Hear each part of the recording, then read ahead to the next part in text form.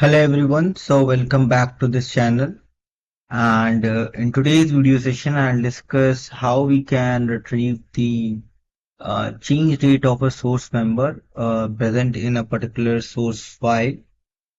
So let me show you the code. So we can write a CL program and there we can use this command retrieve member description to get the source change date. So what we need to do is we need to pass the source library, source file in these parameters and the source member name. So here you can see CL variable for source change date, which is of 13 characters, and we can pass the variable to this parameter as well, which will return us the source change date. So you can see I have declared all these variables here. And what I'm doing is I'm taking input parameters from the command line or from any other program to the call of this program. So basically these are the input parameters and this one can be a input slash output parameter. So basically the source change date will be returned to this parameter.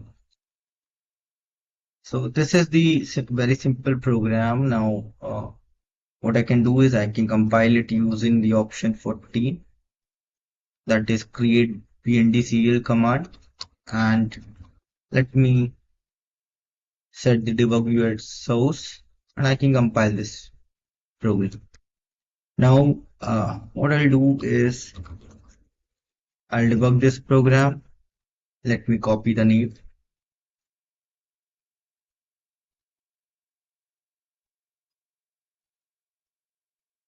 and set OPM source level debug and update production files parameters as yes, star yes.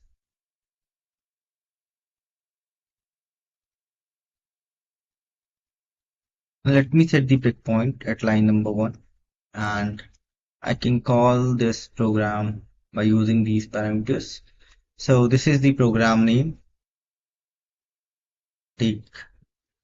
Press enter here, or you can come out to show you. Take shift F2 here so you can see the parameters. So the first parameter is the library name, and then the source file name, and then the source member, and this we passed as blank because we'll get the output here.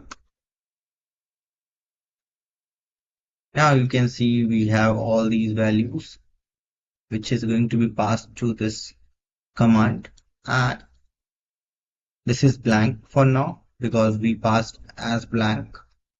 Now once this command gets executed, we'll see the source change date populated here.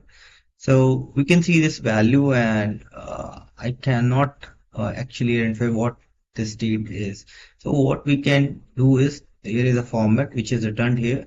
So the first digit is basically the century. If it is 0, which means 1940 to 1989 something, 1999 something like that, and which if it is 1, it means it is from 2000 to 2039, and then the year, then the month, 2-digit month, 2-digit year, that is 2024, and this is the month, which is November right now, and this is the date, 16th, and this is again the hour, the minutes, and the seconds.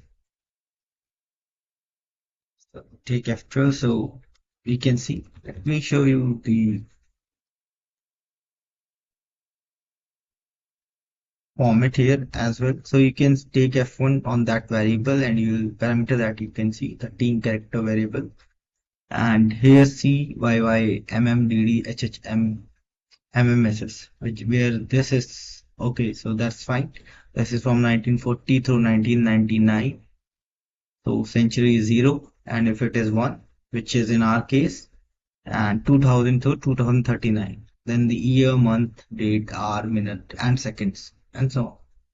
So this way you can retrieve the source member change date, and that's all here. Thank you.